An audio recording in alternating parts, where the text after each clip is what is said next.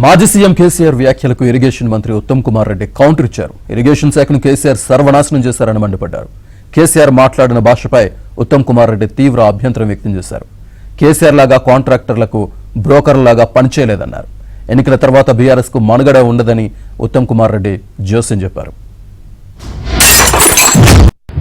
2014 కన్నా ముందు తెలంగాణలో ఏ గోస, ఏ ఏడుపు, ఏ బాధ, ఏ మంచినీళ్ళ ట్యాంకర్లు, ఏ బిందెల కొట్లాటలు, ఏ కాలిపోయిన మోటార్ల రిపేర్లు వేలాదిగా లక్షలాదిగా ఏ సీన్ అయితే 2014 ముందు కనబడతా ఉండనో మళ్ళీ అదే సీన్ పునరావృతమైంది.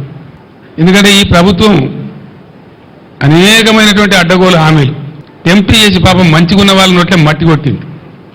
అన్ని మోసాలే, ఏ ఒక్క మాట కూడా నెరవేర్చలే, ఏ ఒక్క హామీ కూడా నెరవేర్చలే. మళ్ళా సిగ్గు లేకుండా మళ్ళీ ఇయ్యాలో 4-5 హామీలు ఇచ్చినాడు. అది ఎవరిని ఉద్ధరించడానికో నాకు అర్థం కాదు. ఇవాళ పంటలు ఎండని జిల్లా లేదు, కరెంటు మోటార్లు కాలని జిల్లా లేదు, మొత్తం యావత్తు తెలంగాణలో. అందుకే పాత తెలంగాణ మళ్ళా పునరావృతమైంది. ఇందిరమ్మ రాజ్యంలో ఈగిలిచ్చిన పరిస్థితి అయింది ప్రజలని చెప్పి నేను మనవి చేస్తా ఉన్నా.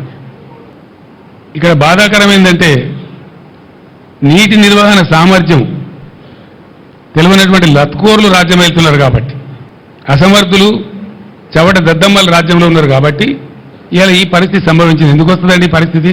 తెలంగాణ రాష్ట్రంలో ఇరిగేషన్ శాఖని, ఇరిగేషన్ ప్రాజెక్టులని సర్వనాశనం చేసింది కల్వకుంట్ల చంద్రశేఖరరావు. అతను నిన్న మాట్లాడిన భాష, మమ్మల్ని ఏమేమి మాట్లాడినాడు?